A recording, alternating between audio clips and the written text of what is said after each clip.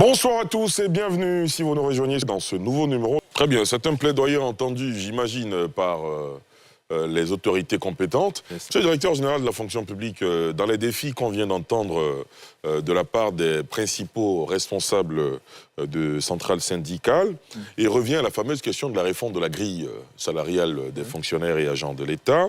Également la question de la prime, l'épineuse question des primes. Est-ce que vous avez un début de réponse ? Oui, tout à fait. Je pense qu'on est tous acteurs, bien sûr, de tout ce qui se passe actuellement. Sur ces questions, c'est-à-dire le relèvement de l'indice référentiel de base, la redéfinition, on va dire comme ça, d'une grille salariale plus équilibrée. Je crois que c'est comme ça que c'est écrit dans le protocole portant trêve sociale.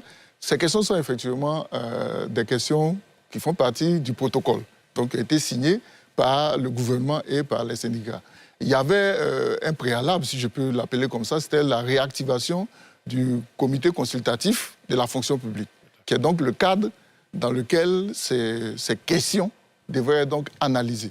Et cela a été fait, je pense qu'en termes d'acquis ou de bilan, ça fait partie des bilans aussi.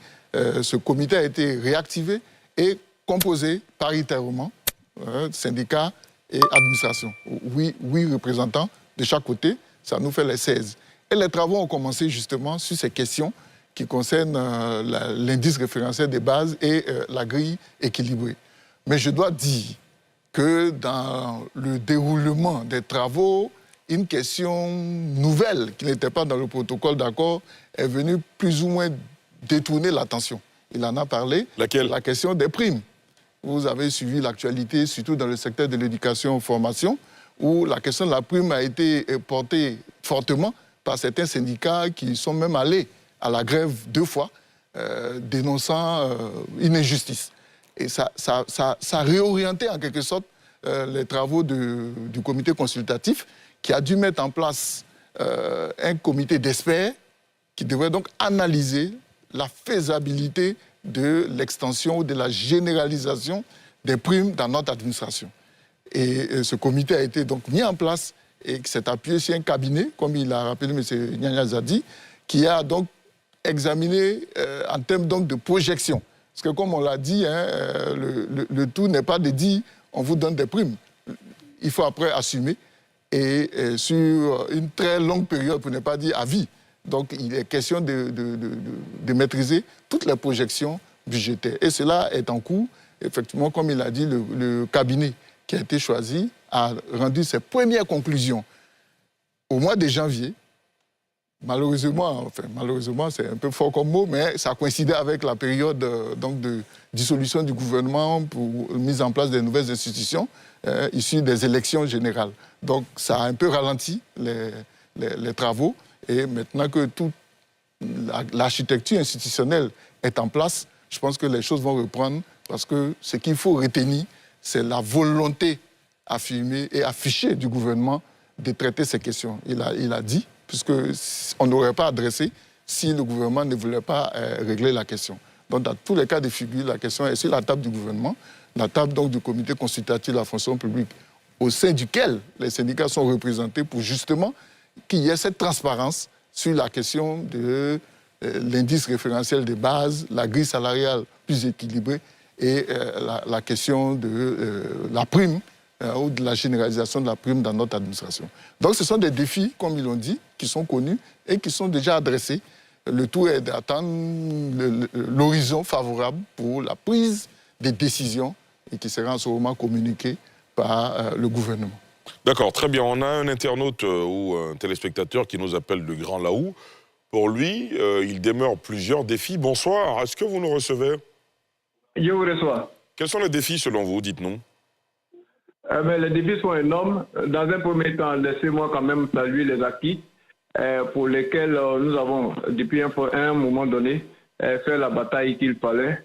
Mais aujourd'hui, avec les dispositions qui sont par nous dans le cadre du dialogue social, je pense que personne n'est blessé, mais nous avons acquis quelque chose. Cependant, ce que nous comprenons, ce que nous avons à comprendre dans différents secteurs, après la trêve sociale, il y a, dans la trêve sociale, bien entendu, il y a les dispositions dans chaque ministère pour régler les questions sectorielles. Allons-y comprendre que chaque fois que nous venons peut-être à une rencontre et c'est du réchauffé. On vient pour parler des acquis, enfin des éléments, mais pas des avancements. Est-ce que telle question que nous avons soumise lors de la rencontre passée a eu quand même une avancée? Et maintenant, c'est devenu parler des acquis. Et effectivement, nous avons renuméré les questions. Nous avons pris en compte de la part du gouvernement, c'est ce qu'on nous dit, et nous allons soumettre. Et chaque fois, nous revenons, mais nous passons des années. La deuxième trêve, nous sommes quasiment à la fin de la deuxième trêve, parce qu'en 2027, ça prend fin. Quels sont les éléments que le gouvernement met en place de façon sectorielle pour que les agents qui sont surtout dans les ministères puissent quand même obtenir quelque chose et avoir une vie reluisante? Autre chose, quand on prend de façon générale sur tout l'ensemble des fonctionnaires, tout à l'heure, Nyanya Zadi évoquait la question des primes, mais il faut quand même qu'on étende la prime à tous les fonctionnaires. Parce qu'une fois, je me rappelle très bien, monsieur le Premier ministre, il parlait de l'exode. En son temps, c'était le Premier ministre Patrick Hachi, il parlait de l'exode. L'exode, c'était quoi? C'était qu'il y avait des ministères où il y avait de différents gains optimaux qui puissent permettre à chacun de pouvoir être, je vais dire, valorisé dans sa famille. Mais ça n'existe pas ailleurs. Mais qu'est-ce qu'il faut faire? Il faut étendre ces éléments-là ailleurs pour qu'on ne puisse parler d'exode. Quand le monsieur finit de passer le concours professionnel et qu'il était enseignant, finalement il se retrouve au ministère des Mines et Énergies, mais il n'y a plus d'enseignants clés en main parce qu'ailleurs il n'y en a pas. Quand le pompier civil engage sa vie pour essayer de, je vais dire, aller sauver vie, et qu'en dernier recours, quand on fait le butin, il est le dernier à recevoir la plus petite prime, mais allons-y comprendre tout cela. Donc si vous voulez que les choses se fassent de façon normale et que les fonctionnaires, les travailleurs soient heureux, mais c'est d'étendre des éléments-là à tous les secteurs d'activité pour que chacun puisse avoir quelque chose. Ailleurs, il y en a beaucoup. Mais pourquoi? On n'a pas dit de supprimer, mais amener-nous vers leur niveau.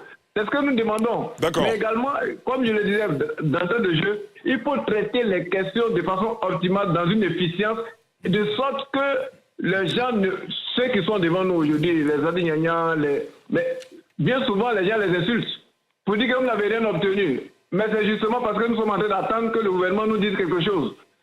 Nous autres, peut-être on va dire, bon, on est des petits leaders, mais il faut que tout naturellement on puisse sortir d'une réunion avec un résultat très rapidement pour que nos bases puissent nous dire vous avez fait du travail. Mais on nous met dans des promesses. Vraiment, il faut regarder cela. D'accord, très bien. Merci beaucoup. Merci pour votre contribution. Merci de nous avoir appelés depuis Grand Laou. Oui, allez-y, M. Akanza. Oui, l'intervention du directeur général de la fonction publique de l'internaute m'amène à un défi. Allez-y. Un défi majeur. Allez-y.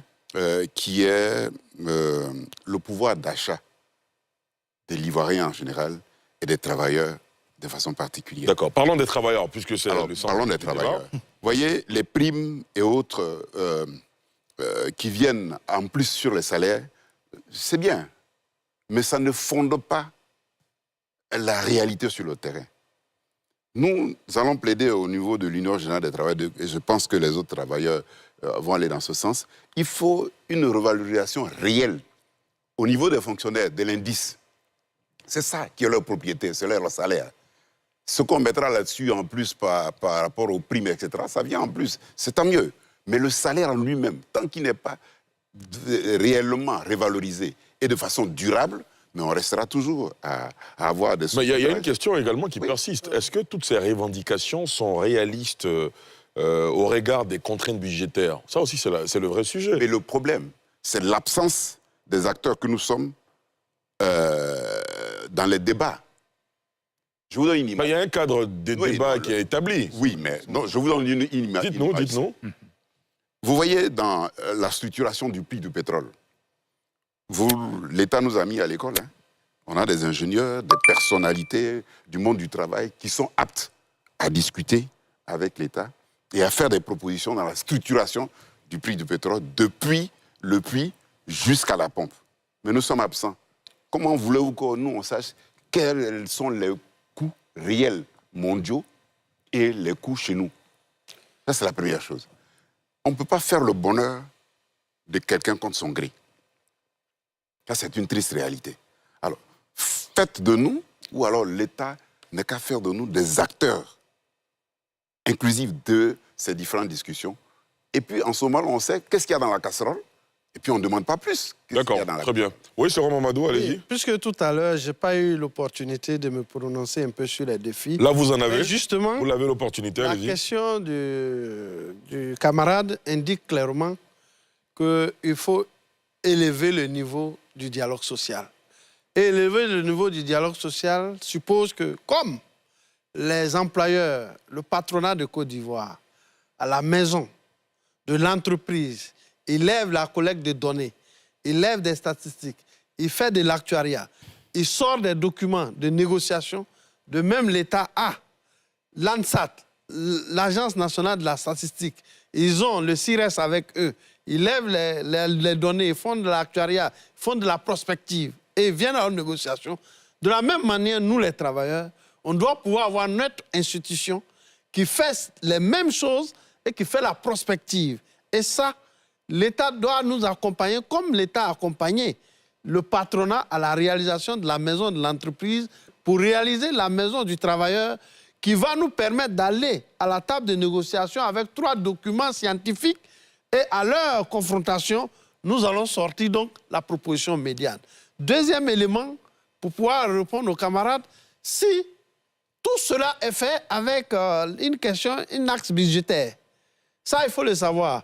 Parce que si on a suspendu les avancements indiciés avec effet financier en 1989, c'était des questions budgétaires.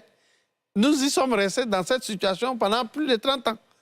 Si nous avons pu négocier, relever en 2014, que cela puisse revenir et chaque 2 ans, on a les avancements indiciés avec effet financier, il va sans dire qu'en même temps que nous négocions pour la revalorisation, vous allez voir qu'il y aura un autre impact sur la fiscalité, sur les taxes de douane, parce qu'il faudra trouver tout ça pour pouvoir équilibrer le budget et faire que la ligne aille pour le loin. Mais dans l'urgence, je dis qu'il y a au port les dockers Transit qui ont bénéficié d'un décret du président de la République le 30 janvier 2019 pour les faire passer de travailleurs journaliers permanents à des travailleurs qui auront des contrats à durée indéterminée et à la professionnalisation du métier des dockers Transit. À l'intérieur de ce décret, il est prévu qu'un organe de gestion de ces dockers Transit soit mis sur place. 7 ans après, l'État doit se mettre en ordre de bataille pour instaurer cet organe tripartite où il y aura les employeurs manutentionnaires, le régulateur, l'État et les dockers Transit à l'intérieur pour pouvoir gérer les dockers pour créer l'ébullition. Deuxième élément, j'ai dit, et il y a urgence. Vous avez vu, ça moncelle dans Abidjan quelques ordures. Il s'agit du renouvellement des contrats des sociétés qui gèrent la salubrité. Il faut les renouveler, sinon ces milliers d'employés, ces milliers de travailleurs sont en train d'être menacés de licenciements collectifs. Il faut pouvoir réformer, puisqu'on veut que la population travaille davantage pour produire la richesse. Donc il faut qu'elle soit en bonne santé. La réforme sur la loi, sur le projet de loi de la biologie médicale, en son article 1, article 9 et 27, qui doit pouvoir permettre aux techniciens de la biologie et aux ingénieurs de la biologie de pouvoir être intégrés dans cette loi et de pouvoir créer des laboratoires de proximité dans les différentes localités pour pouvoir élever le nom. Relativement à la prime, oui, un agenda de travail a été fait par le G8. Nous l'avons soumis à l'État. Et au moment où nous apprêtions à venir ici, il a été indiqué dans la semaine, nous nous rencontrerons pour adopter donc cet agenda de travail. Mais cet agenda de travail, il a une fin. C'est ce qu'on doit aussi dire à l'État et à nos camarades. La fin, c'est le 8 août 2027. Tout sera connu. Et nous voulons le rassurer. Ce que nous négocions actuellement, il s'agit de ce que tous les fonctionnaires et agents de l'État de Côte d'Ivoire aient une prime. Et cette prime sera étudiée de telle sorte qu'il y ait l'équité.